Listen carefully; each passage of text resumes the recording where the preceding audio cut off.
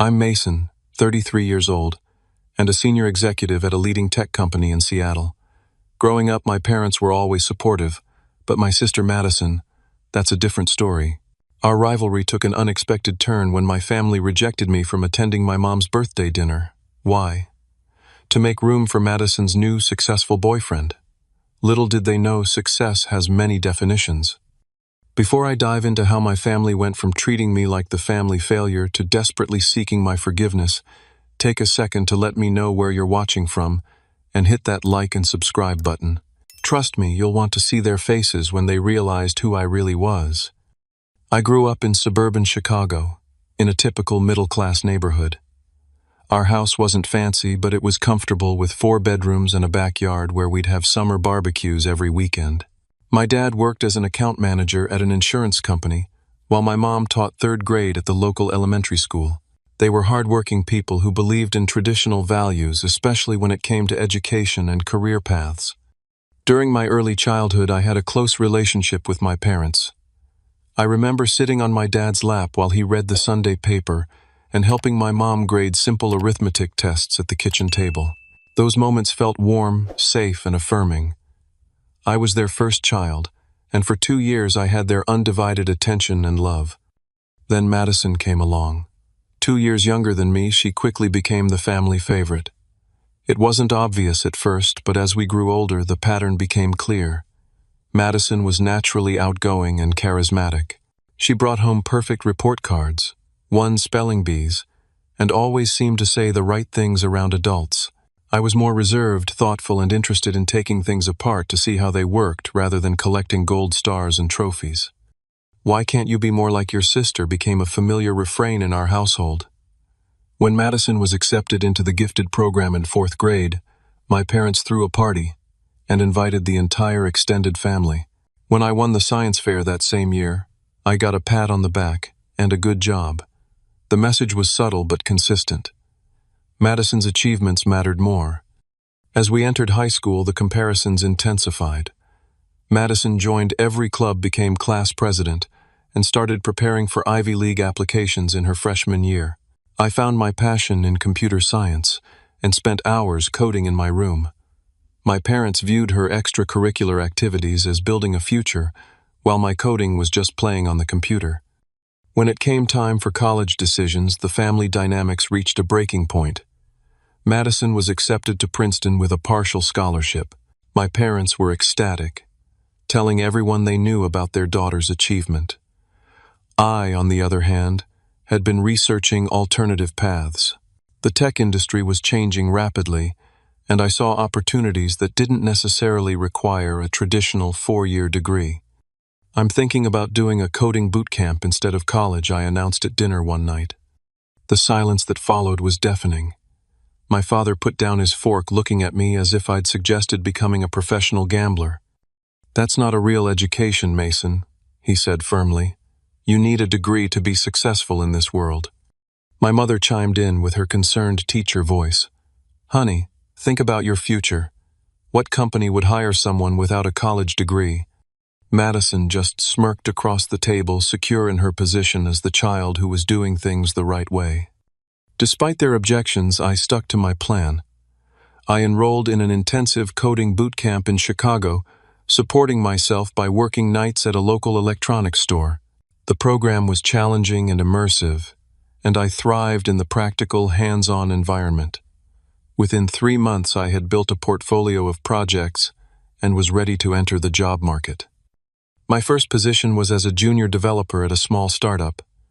The pay wasn't great, but the experience was invaluable. I worked directly with the founders, learning not just about coding, but about business, product development, and client relationships. My parents viewed it as a starter job that I would soon outgrow in favor of going back to get a real degree. "It's not too late to apply to community college," my mother would say during our weekly calls. "You could transfer to a 4-year school after getting your basics." Meanwhile, Madison graduated from Princeton with honors and took a position at a marketing firm in Chicago. Her starting salary was higher than mine, a fact my parents often mentioned when discussing our careers.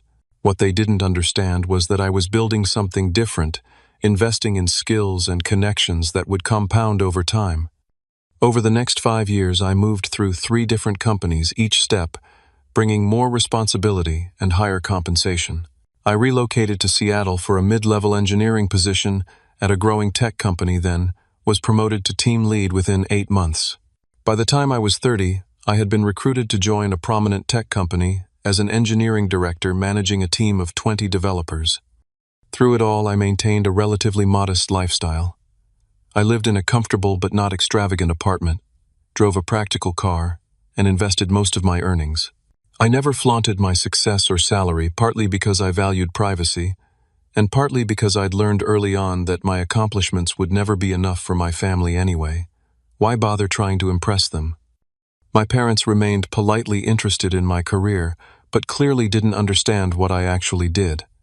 "So you're still doing that computer thing?" my dad would ask when we spoke. They seemed to think I was stuck in some entry-level position, perhaps because I didn't brag about promotions or title changes.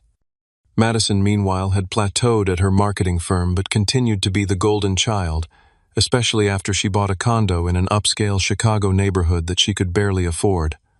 By 33, I had been promoted to Senior Vice President of Engineering, overseeing several departments with a combined budget of over $50 million and hundreds of employees.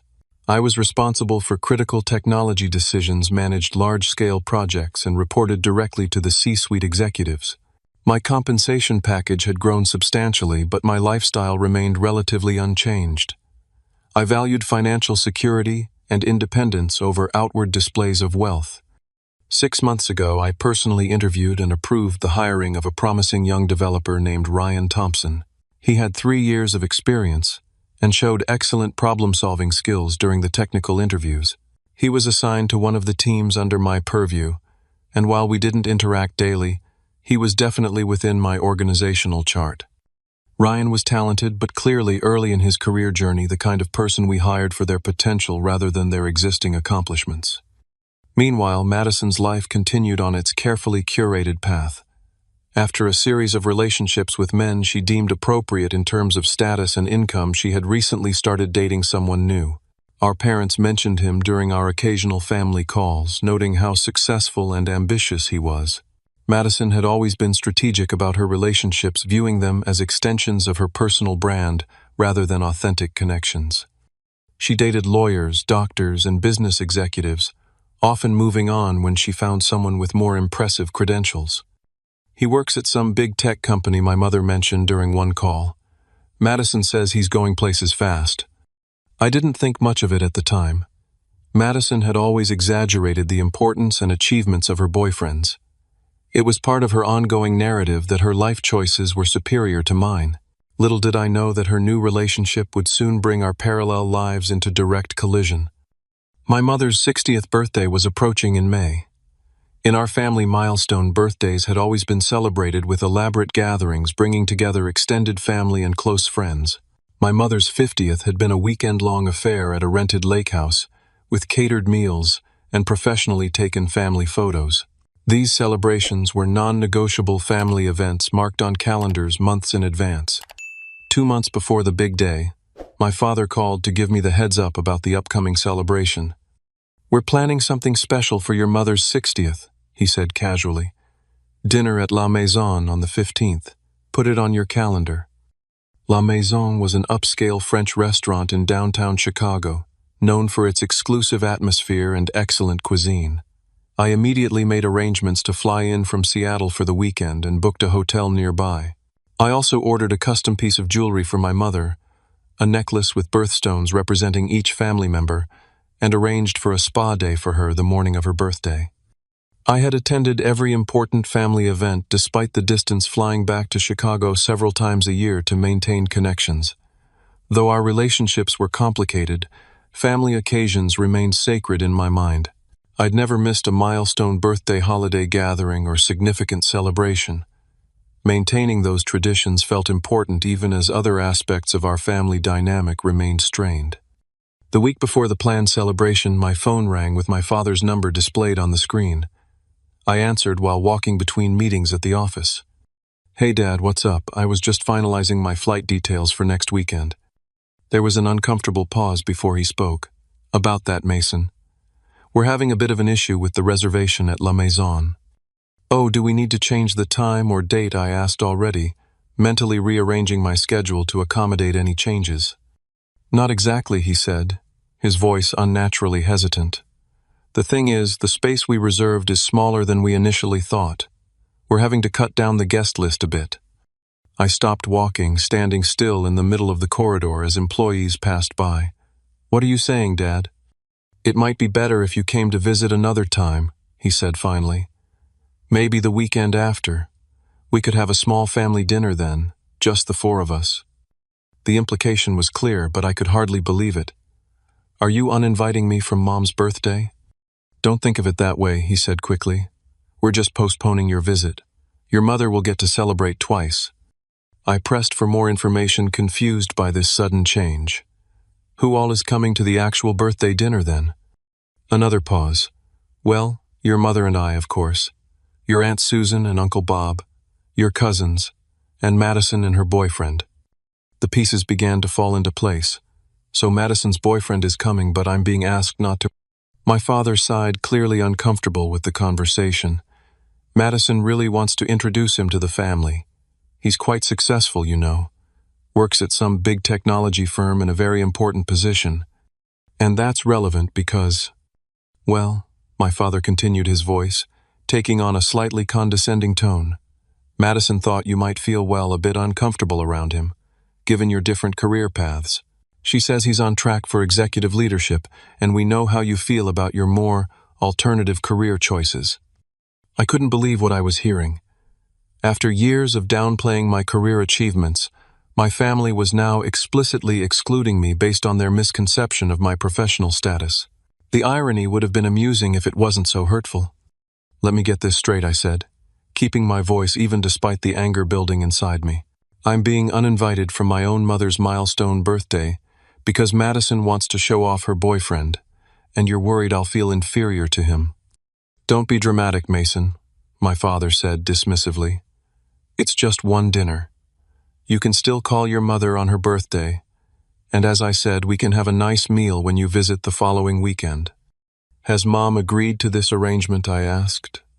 She understands the situation, he replied vaguely.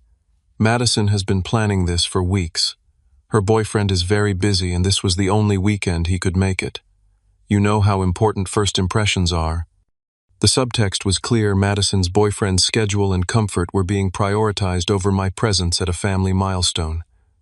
The rejection stung deeply, reopening childhood wounds I thought had long healed. And what exactly did Madison tell you about my career? I asked, curious about the narrative my sister had created. Well, we know you do something with computers at some company in Seattle, my father said. Madison mentioned that you're still in a pretty entry-level position. Nothing wrong with that, son. Not everyone climbs the corporate ladder. I almost laughed out loud at the absurdity. In reality, I was responsible for technology decisions affecting millions of users and managing a budget larger than most companies' entire revenue. But correcting this misperception felt pointless. If my family had decided I wasn't successful enough to attend my own mother's birthday, no title or salary figure would change their fundamental lack of respect. I see, I said simply. Well, I wouldn't want to make anyone uncomfortable with my presence. That's very understanding of you, my father said, sounding relieved that I wasn't putting up more of a fight. Like I said, we'll do something when you visit the following weekend. After hanging up, I stood in the hallway of my office building, processing what had just happened.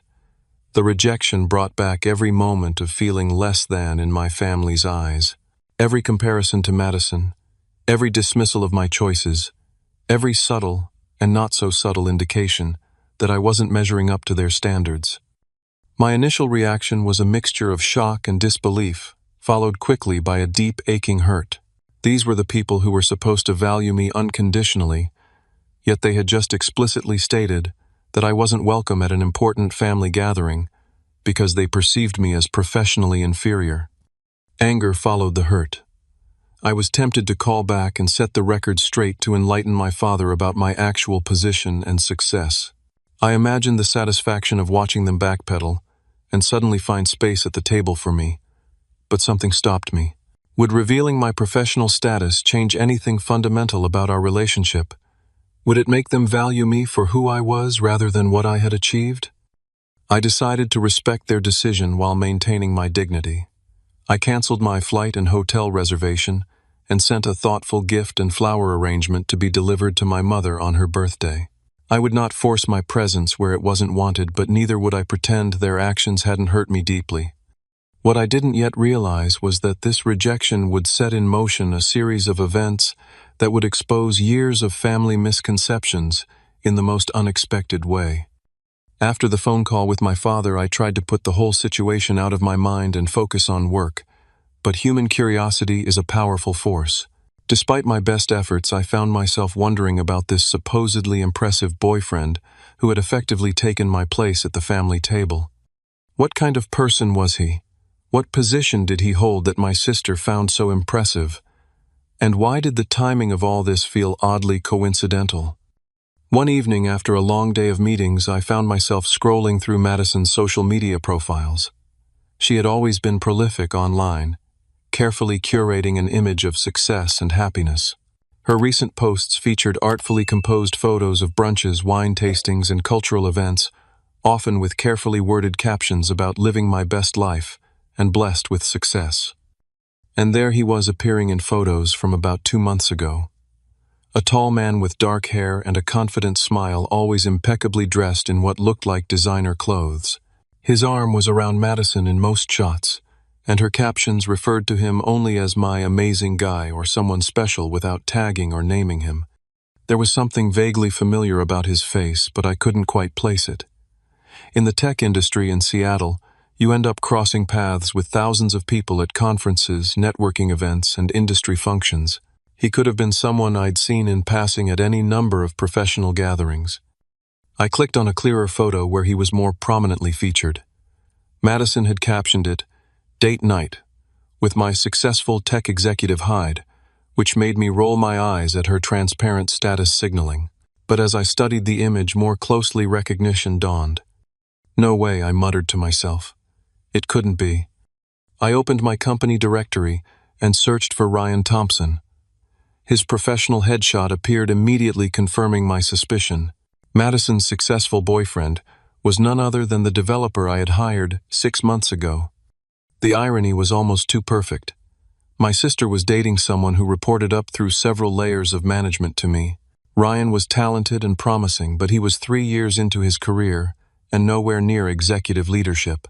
He was a mid-level developer with potential, exactly the kind of person my family would have dismissed as having an alternative career path if he had been my friend rather than Madison's boyfriend. I pulled up Ryan's employment file to confirm what I already knew. He had joined our company 6 months ago after completing a computer science degree and working at 2 smaller firms. His performance reviews were positive, but noted that he was still developing his skills in several areas. His salary, while competitive for his experience level, was a fraction of mine, and most importantly, he was organizationally positioned 4 levels below me in the company hierarchy. This discovery presented an ethical dilemma. As a senior executive, I needed to maintain professional boundaries and avoid conflicts of interest. Ryan's personal life was his own business, and he had every right to date whomever he chose. The fact that he was dating my sister without knowing our connection was not his fault. I considered whether Ryan knew who I was. Given that he'd never mentioned the connection, and that Madison apparently had no idea what I actually did for a living, it seemed unlikely. Our company had thousands of employees, and while people in the engineering department certainly knew who I was, they didn't necessarily know details about my personal life or family background. The question now was how to handle this situation. I could immediately disclose the connection to both Ryan and Madison, potentially causing workplace awkwardness and family drama. I could recuse myself from any decisions affecting Ryan's employment, addressing the potential conflict of interest, or I could wait and see how the situation developed, particularly since it appeared neither Ryan nor Madison knew about the connection. I decided on the third option, at least temporarily. I would maintain professional boundaries at work while observing how things unfolded. If Ryan and Madison's relationship became serious, I would need to address the potential conflict of interest. but for now there was no immediate action required from a professional standpoint. What fascinated me more was what this coincidence revealed about Madison's character. She had clearly exaggerated Ryan's position and importance to impress our parents, continuing her lifelong pattern of prioritizing appearances over authenticity. She had also deemed him important enough to exclude her own brother from a family celebration, all to maintain her carefully constructed narrative of dating someone impressively successful. I wondered if Ryan knew how he was being presented to my family. Did he realize he was being marketed as an executive on a fast track to leadership? Was he actively participating in this exaggeration, or was he an unwitting prop in Madison's status games? For a moment, I considered reaching out to Ryan directly to discuss the situation, but that would potentially create an uncomfortable dynamic at work. Ryan might feel his job was at risk if he continued dating my sister, or he might think I was trying to intimidate him. Neither outcome would be fair to him or conducive to a healthy workplace. Instead, I decided to let events unfold naturally. My mother's birthday was only a few days away. I would send my gift, make a polite call to wish her happy birthday, and continue with my life. If Madison wanted to create fictional narratives about her boyfriend's success, that was her choice. Reality had a way of eventually asserting itself. What I didn't anticipate was how quickly and dramatically that reality would make itself known. The morning of my mother's 60th birthday, I arranged for a large bouquet of her favorite flowers to be delivered to their home, along with the custom necklace I had ordered weeks earlier. I included a heartfelt card expressing my love and appreciation for her, making no mention of the dinner I had been uninvited from. I wanted her day to be special regardless of the hurtful circumstances. I spent the day focused on work, trying not to dwell on the fact that my family was gathering without me. I had scheduled several important meetings to keep myself occupied and planned to stay late at the office reviewing quarterly projections. Immersing myself in work had always been my method for processing emotional challenges. Around noon, my mother called to thank me for the gifts. "The necklace is beautiful, Mason," she said, her voice warm but tinged with something that sounded like guilt. "I love having all our birthstones together. It means so much." "I'm glad you like it, Mom. Happy birthday." There was a pause before she continued. "I wish you were here to celebrate with us." "Me too," I said, simply not wanting to make her feel worse on her special day. "Your father mentioned you'll be visiting next weekend instead," she asked hopefully. "We'll see," I replied non-committally. "I've got some work commitments coming up that might make travel difficult." Another pause. "Madison's boyfriend is joining us tonight. He seems very nice. Works at a big tech company like you do." I bit back the urge to ask if she knew which company or what he actually did there. Instead, I just said, "That's great, Mom. I hope you have a wonderful dinner." "It won't be the same without you," she said softly. The conversation ended shortly after leaving me with mixed emotions. My mother clearly felt conflicted about my absence, but not enough to have insisted on my inclusion. I wondered if she truly understood the reason I had been uninvited, or if my father and Madison had presented her with a different narrative. As the evening progressed, I found myself unable to resist checking social media for updates on the celebration. Sure enough, Madison had already posted several photos from the pre-dinner gathering at our parents' house. There she was, in an expensive-looking dress, standing proudly next to Ryan, who was wearing a suit that I recognized as mid-range designer wear. Our parents beamed beside them, looking every bit the proud family. The caption read, "Celebrating Mom's 60th with the people who matter most. So proud to introduce Ryan to the family. They're already obsessed with my amazing tech executive boyfriend, Keeply A." I zoomed in on my parents' faces, noting how they gazed at Ryan with unmistakable approval, the kind of approval they had rarely, if ever, directed toward me. My father had his impressed expression on the slightly raised eyebrows and firm handshake that signaled male respect. My mother was touching Ryan's arm in the familiar gesture she reserved for people she wanted to make feel especially welcome. More photos appeared throughout the evening. The group arriving at La Maison, champagne toasts at the table, my mother opening gifts, Ryan apparently holding court with some story that had everyone laughing. The narrative was clear: this was the perfect family celebration with the perfect successful boyfriend. My absence wasn't even acknowledged. I put my phone away and tried to focus on the budget spreadsheet open on my laptop, but concentration was difficult. Despite years of building my own life and success, there was still a part of me that yearned for my family's recognition and approval. Seeing them so easily replace me with someone they deemed more impressive reopened wounds I thought had long healed. Around 9 o'clock, my phone lit up with a video call from my mother. I hesitated before answering, but decided it would be petty to ignore her on her birthday. "Hey Mom, how's the celebration going?" I asked, forcing cheerfulness into my voice. "Wonderful. We're just having dessert," she replied, her face flushed with happiness and perhaps a few glasses of wine. "I wanted to call so you could say hello to everyone." The camera panned around the private dining room at La Maison. I could see my father raising his glass in acknowledgement, my aunt and uncle waving, and cousins I hadn't seen in years smiling awkwardly at the phone. Madison was visible at the far end of the table, looking annoyed at the interruption. Ryan sat beside her, his back to the camera. "We miss having you here, son." My father called out, his voice carrying the artificial joviality he adopted in social situations. "How's that apartment of yours, still in the same place?" "Yes, same place," I replied, not bothering to correct his assumption that I lived in some small starter apartment. In reality, I owned a spacious condo in one of Seattle's most desirable neighborhoods, but explaining that seemed pointless. "And work?" "Still doing that computer stuff," he continued, reinforcing his perception of my career as some vague technical hobby rather than a professional achievement. "Still in tech, yes," I said simply. My mother turned the camera back to herself.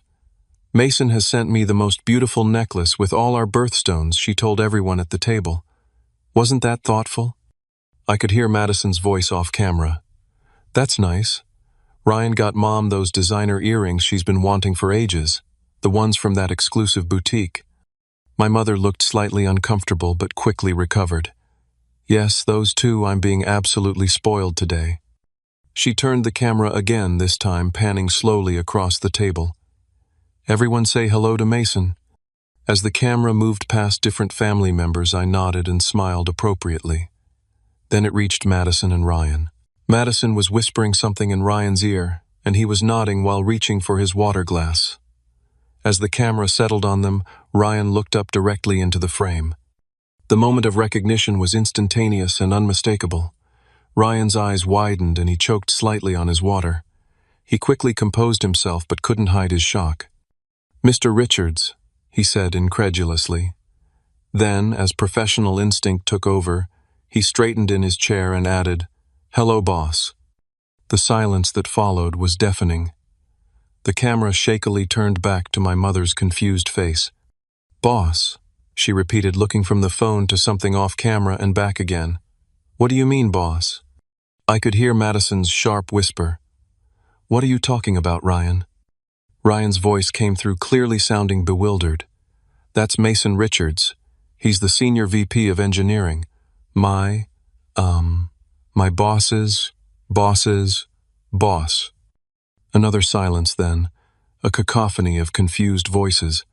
The camera shook as it was apparently set down or passed around. I could see the ceiling of the restaurant briefly, then quick glimpses of shocked family faces. Madison's voice cut through the chaos, high-pitched with disbelief. "That's impossible. Mason works some entry-level tech job in Seattle." Entry-level? Ryan's voice sounded genuinely confused.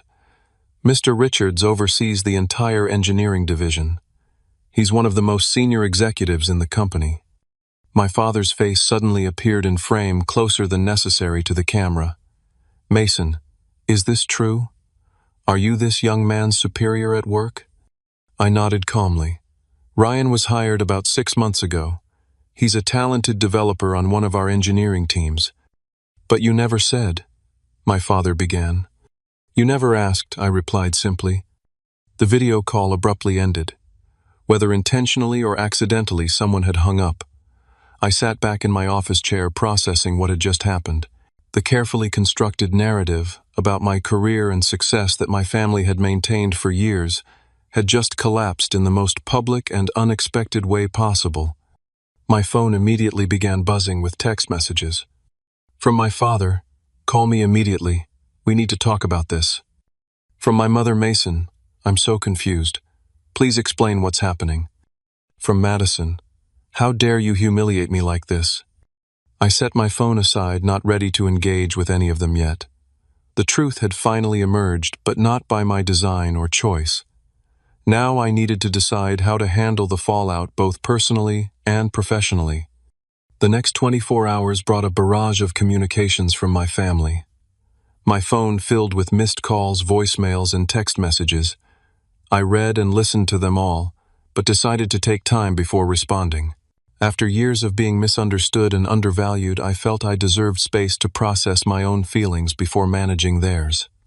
My father's messages evolved from demanding explanations to offering awkward apologies.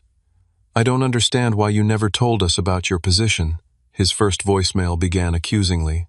By the fifth message, his tone had shifted. Son, there's clearly been a misunderstanding. We need to talk about this as a family. My mother's communications were more emotional. I feel terrible about what happened, she said, her voice tearful. I never would have agreed to you not being at my birthday if I'd known. Well, everything. Please call me back, Mason. I need to hear your voice. Madison's messages were the most revealing. Initially hostile, she accused me of deliberately embarrassing her. You could have told me you knew Ryan. You set this whole thing up to make me look stupid. When I didn't respond, her tactics changed. Look, maybe I exaggerated a little about Ryan's position, but you could have corrected me privately instead of humiliating me in front of the entire family. By morning, I also had an email from Ryan in my work account. Mr. Richards, I want to sincerely apologize for the awkward situation last night. I had no idea Madison was your sister. She never mentioned her brother by name, only saying he worked in tech in Seattle. I never connected the dots. I want to assure you that this will not affect our professional relationship or my commitment to the company. I understand if you feel there's a conflict of interest, and I'm open to discussing any concerns you might have. Respectfully, Ryan Thompson. The email was professional and appropriate, which I appreciated. It confirmed my suspicion that Ryan had been an unwitting participant in Madison's status games, rather than actively misrepresenting himself. I responded briefly, assuring him that his position was not in jeopardy and that we would discuss the situation in person when appropriate. I emphasized that he should continue focusing on his work without concern about personal complications. After giving myself a full day to reflect, I decided to address each family member individually, starting with Madison. I called her that evening, bracing myself for a difficult conversation. She answered immediately. Finally, do you have any idea what you've done? Hello to you too, Madison, I replied calmly. I think we need to talk about what happened. You humiliated me, she exclaimed. Ryan hasn't returned my calls since the dinner. You've probably fired him or threatened him or something. I haven't spoken to Ryan outside of a brief email assuring him his job is secure, I said. And I didn't humiliate you, Madison. Your own actions did that. What is that supposed to mean? It means you've been telling our family that Ryan is some high-powered tech executive when you know perfectly well he's early in his career. You created a fiction that fell apart when reality intervened. There was a pause before Madison responded, her voice defensive. I never specifically said he was an executive. I just said he was successful and going places. According to Dad, you told them he was on track for executive leadership and suggested I would feel uncomfortable around someone more successful than me. Those were deliberate misrepresentations. Another pause, longer this time. Fine, she finally admitted. I may have implied he was more senior than he is, but that's only because... Because what? Because that's what matters to Mom and Dad, she exclaimed. You know how they are. They've always measured success by titles and prestige. I was just giving them what they wanted to hear. At my expense, I pointed out. You used these exaggerations as justification to have me excluded from Mom's birthday. I didn't think you'd care that much, she said, her voice smaller now. You've always been so independent, doing your own thing regardless of what the family thinks. Being independent doesn't mean I don't care about being included in important family events, Madison, or that it doesn't hurt to be explicitly rejected because I'm deemed not successful enough. Well, apparently that was all wrong anyway, she said bitterly. You've been hiding your big important job from us all these years. Were you just waiting for a moment like this to show us all up? I took a deep breath, recognizing the deflection tactic for what it was.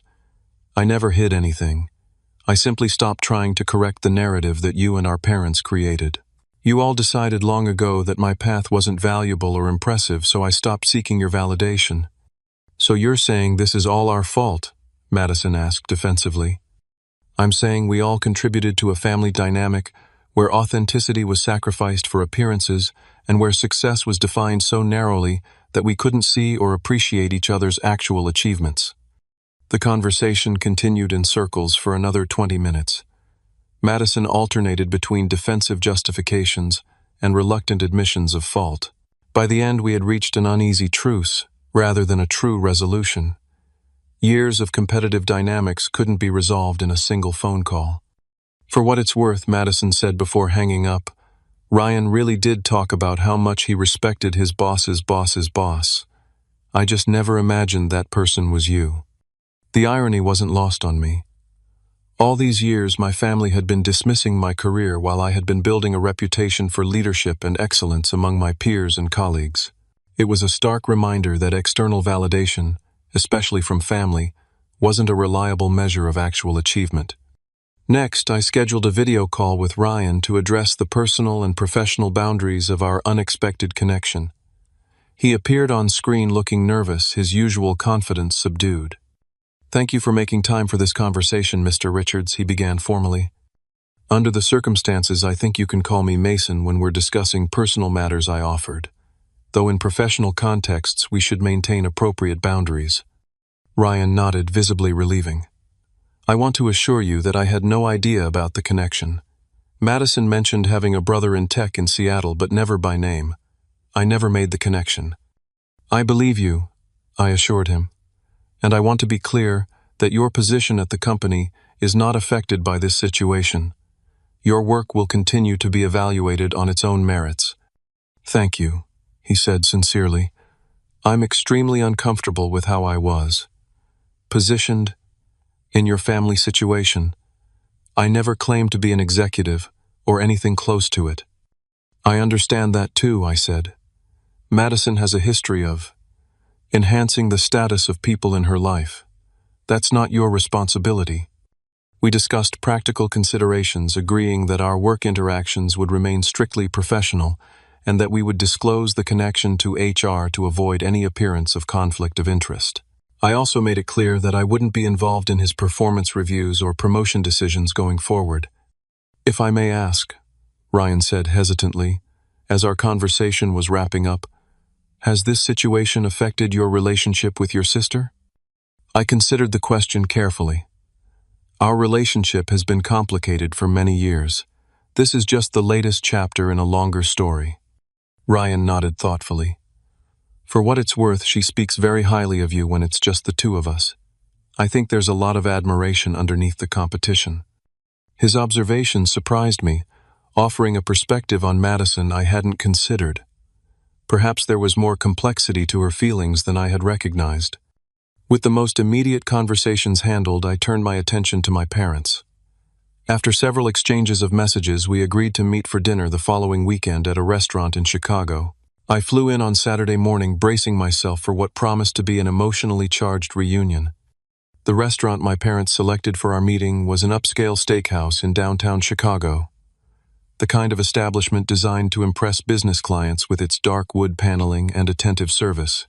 I arrived 15 minutes early and was seated at a corner table that offered some privacy for what would undoubtedly be a difficult conversation. My parents entered the restaurant exactly on time, my father scanning the room with the practiced efficiency of someone accustomed to business dinners, my mother looking more tentative beside him. I stood to greet them, noting the unusual uncertainty in their expressions. Typically, my father projected confidence, bordering on arrogance, while my mother maintained a pleasant social mask, regardless of the situation. Today, both looked genuinely unsettled. Mason, my father said, extending his hand formally, before pulling me into an awkward half-hug. Thank you for making time to see us. My mother embraced me more naturally, holding on a beat longer than usual. "It's good to see you, sweetheart," she said softly. We settled into our seats, and an uncomfortable silence descended as we studied our menus with unnecessary concentration.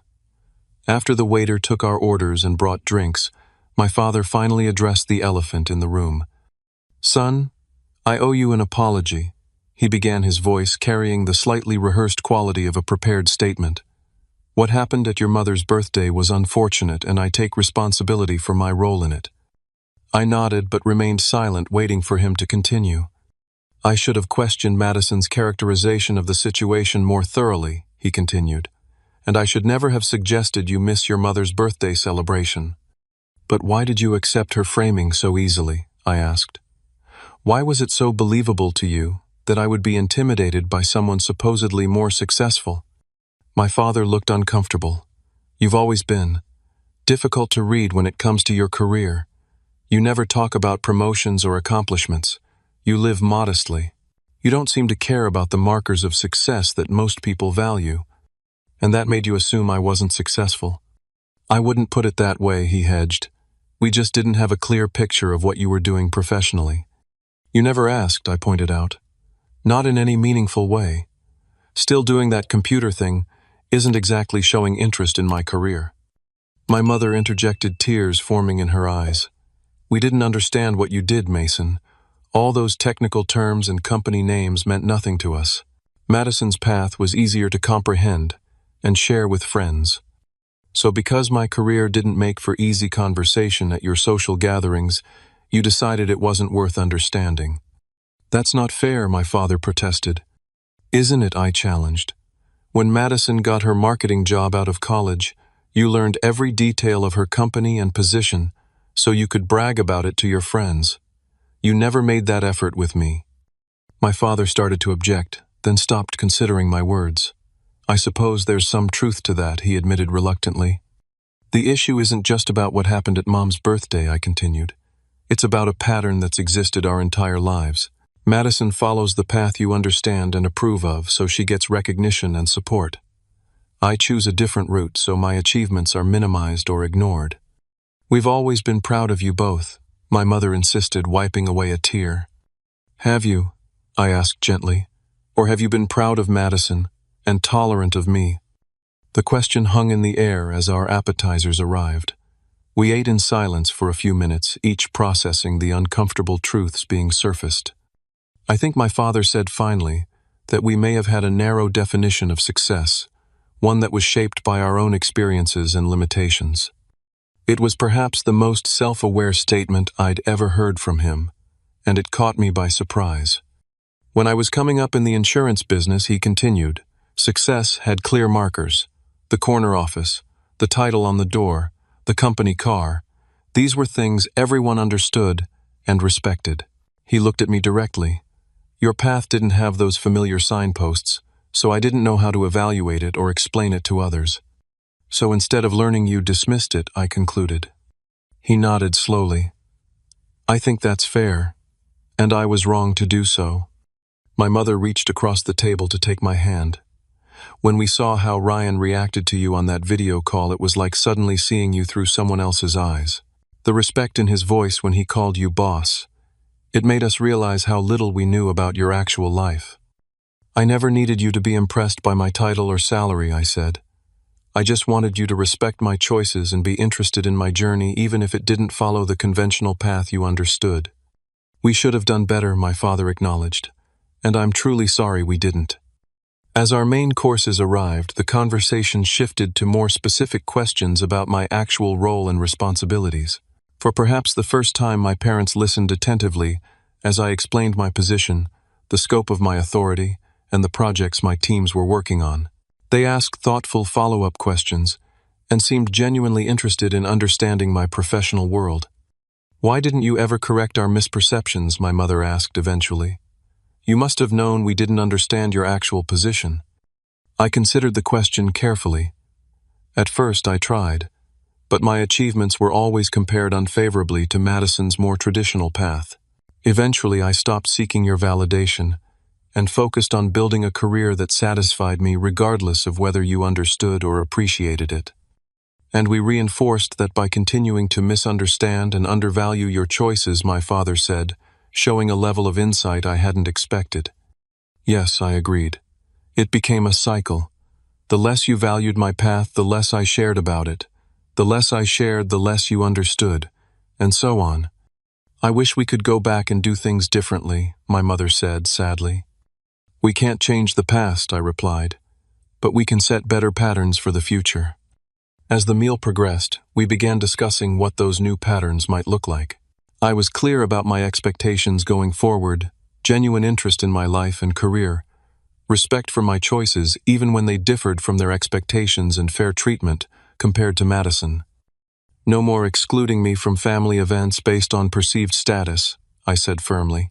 No more dismissing my career as that computer thing. No more comparing my choices unfavorably to Madison's. My parents agreed to these terms, though I could see my father struggling with some of the implicit criticism of his past behavior. Pride had always been his weakness, and acknowledging failures didn't come easily to him. And what about Madison, my mother asked cautiously. How do we help repair that relationship? Madison and I have our own issues to work through, I said. But you can help by not enabling or rewarding her competitive behavior.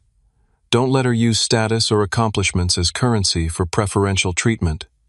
By the time dessert arrived, the atmosphere had lightened considerably. There was a tentative optimism in our conversation, a sense that perhaps this painful episode could lead to healthier family dynamics. My father even made a self-deprecating joke about his technological cluelessness, a small but significant acknowledgement of his limitations. We're proud of you, son, he said as we prepared to leave. Not because of your title or success, but because of the man you've become despite our shortcomings as parents. It was perhaps the most genuine and meaningful compliment he had ever given me, and I felt its impact deeply. This dinner wouldn't instantly heal years of misunderstanding and hurt, but it was a meaningful first step toward a more authentic relationship. As we parted outside the restaurant, my mother hugged me tightly. "Will you come for Thanksgiving?" she asked hopefully. "The whole family together." "Let's take it one step at a time," I replied, not wanting to make promises I wasn't sure I could keep, but I'm open to trying. As I watched them walk away, I felt a complex mixture of emotions. Cautious hope for our future relationship, lingering hurt from past patterns, and pride in having finally spoken my truth clearly and directly. Whether this conversation would lead to lasting change remained to be seen, but for the first time in years, I felt the possibility of a more authentic connection with my parents. In the months following our family confrontation, gradual but meaningful changes began to take shape in our relationships. My parents made visible efforts to engage more authentically with my life and career. My father subscribed to several tech industry newsletters, occasionally sending me articles with questions that showed genuine interest. My mother initiated weekly video calls that focused on my day-to-day experiences rather than achievement milestones. These small gestures of attention and care began healing wounds that had festered for decades. When my father asked thoughtful questions about a project I mentioned, or my mother remembered the name of a colleague I'd spoken about previously, I felt seen in a way that had been rare in our family dynamic. The shift wasn't always smooth or consistent. Old habits occasionally resurfaced, particularly when extended family gatherings triggered my parents' ingrained desire to showcase their children's accomplishments. But now, when they slipped into comparative language or status-focused comments, they caught themselves more quickly and redirected the conversation. My relationship with Madison remained more complicated. After our initial confrontation, we limited communication to brief surface-level exchanges during family calls. The competitive dynamic that had defined our relationship since childhood couldn't be dismantled overnight, and we both needed time to establish new patterns of interaction. 3 months after the birthday incident, Madison reached out to suggest meeting for coffee during my next visit to Chicago. I agreed, curious about her initiative, but cautious about expectations. We met at a quiet cafe in Lincoln Park, away from family or familiar acquaintances. Madison arrived punctually, looking polished as always, but with a subdued demeanor unusual for her typically confident presence. "Thanks for meeting me," she began, after we'd ordered. "I've been doing a lot of thinking since everything happened." "So have I acknowledged. She traced the rim of her coffee cup with one finger, gathering her thoughts. "Ryan and I broke up," she said finally. "It wasn't working." "I'm sorry to hear that," I replied sincerely. "Don't be. It was for the best." She looked up at me directly. "He wasn't who I was pretending he was, and I wasn't who he thought I was either." "What do you mean?" "After everything came out about your position, Ryan started asking more questions about me, about my career, my goals, my actual achievements, rather than how I presented them." She gave a rueful smile. "Turns out he valued authenticity more than status. He said he'd rather date someone genuinely passionate about their work than someone focused on appearances." The irony wasn't lost on either of us. Madison had selected Ryan partly for his perceived status value, only to discover he didn't share her prioritization of external validation. "It made me think about how much energy I've spent crafting an image instead of building a meaningful life," she continued, "and how much of our relationship as siblings has been poisoned by competition." "That's a significant realization," I observed, impressed by her self-awareness. "Don't get too excited," she said with a flash of her old sharpness. "I'm not completely reformed, but I am trying to be more honest with myself and with others." We spent the next 2 hours in the most genuine conversation we'd had as adults. Madison acknowledged how our parents' tendency to compare us had shaped her need for validation and recognition. I admitted that my withdrawal from family approval had sometimes manifested as smugness or superiority. "Do you think we can ever have a normal sibling relationship?" she asked as we prepared to leave. "I don't know about normal," I replied honestly, "but maybe we can build something healthier than what we've had." "I'd like to try," she said, and for once I believed her sincerity. Meanwhile, at work, my unexpected connection to Ryan had required some professional navigation. Following our initial conversation, we met with HR to disclose the personal relationship and establish appropriate boundaries. I recused myself from decisions directly affecting his employment, and we maintained strictly professional interactions in the workplace. Despite the awkward circumstances, Ryan continued to perform well, and eventually transferred to a different department, where any perceived conflict of interest was further minimized. We occasionally encountered each other at company events, exchanging polite but distant greetings that acknowledged our complicated connection without dwelling on it. 6 months after the birthday revelation, I received news of a significant promotion. The company was restructuring its leadership, and I was offered a position on the executive leadership team reporting directly to the CEO. The role represented a substantial increase in responsibility, compensation, and visibility within the organization. When I called my parents to share the news, their reaction was markedly different from what it would have been a year earlier. "That's wonderful, Mason," my father said warmly. "Tell me about what the new position involves." Rather than immediately comparing my achievement to some benchmark or asking about the superficial trappings of success, he listened attentively as I explained the scope and challenges of the new role. My mother asked thoughtful questions about how I felt about the promotion and what aspects excited me most. The conversation affirmed the progress we'd made in our relationship. They were celebrating my success on my terms, interested in the substance of my achievement rather than how it looked to others or how it compared to some arbitrary standard. "We're having a small dinner next weekend to celebrate Mom's retirement," my father mentioned as the call was wrapping up. "Nothing fancy, just family. We'd love to have you there if you can make it." The casual, genuine invitation stood in stark contrast to the painful exclusion I'd experienced less than a year before. "I'll be there," I promised, and meant it. Beyond the changes in my family relationships, the experience had prompted deeper personal reflection about validation, success, and authenticity. For years, I had claimed to be unbothered by my family's lack of recognition, focusing instead on internal measures of achievement. But the pain of being excluded from my mother's birthday had revealed that I still craved their approval more than I had admitted to myself. This realization led me to examine other areas where I might be seeking external validation while pretending to be above such concerns. At work, was I truly motivated by the impact of my contributions, or was I still unconsciously chasing titles and recognition? In friendships, was I authentic about my needs and boundaries, or was I performing a role I thought would be valued? These questions pushed me toward greater honesty with myself and others. I began building a community of friends who valued authenticity over appearances, people with whom I could share both successes and struggles without fear of judgment. Some colleagues became genuine friends, as I allowed more of my true self to emerge in professional contexts. I also found unexpected fulfillment in mentoring younger professionals, particularly those following unconventional career paths similar to my own. Helping them navigate challenges and recognize their own value became deeply satisfying, perhaps, because it allowed me to provide the validation and support I had lacked early in my career. The journey toward healing family relationships continued with steps forward and occasional setbacks. During one family gathering, Madison slipped into her old competitive patterns, making a pointed comment about her recent promotion. But instead of responding defensively or withdrawing, I simply acknowledged her achievement with genuine congratulations.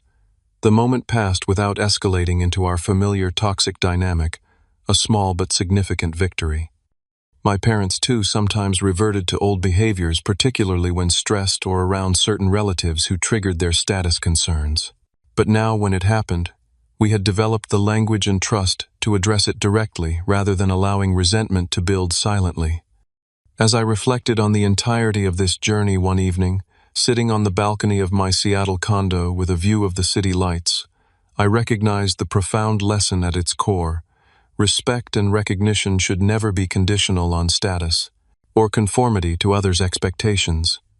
True connection comes from being valued for who you authentically are, not for titles, achievements, or external markers of success.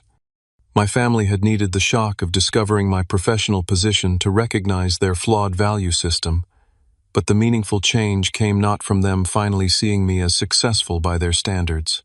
It came from their beginning to understand that their standards themselves had been misguided, prioritizing appearance over substance and comparison over appreciation.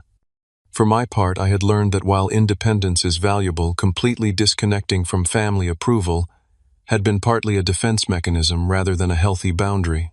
True strength came not from pretending not to care about my family's opinion, but from caring enough to engage honestly about how their treatment affected me and what I needed from our relationship going forward. The road ahead would undoubtedly contain more challenges and moments of regression. Patterns established over decades don't dissolve entirely in a matter of months. But we had taken the crucial first steps toward more authentic connections based on acceptance rather than achievement, appreciation rather than comparison. As I watched the sunset over the Seattle skyline, I felt a sense of peace that had been elusive for much of my adult life. Not because my family now recognized my professional success, but because we were beginning to recognize each other's inherent worth beyond any external measures. Have you ever had family members judge you based on their own narrow definition of success? What did you do to handle that situation? Share your experience in the comments below. If this story resonated with you, please hit the like button and subscribe to hear more stories about family dynamics and personal growth. Remember that true success isn't measured by titles or status, but by authenticity and meaningful connections. Thanks for listening, and I hope this story helps you navigate your own family relationships with more understanding and self-compassion.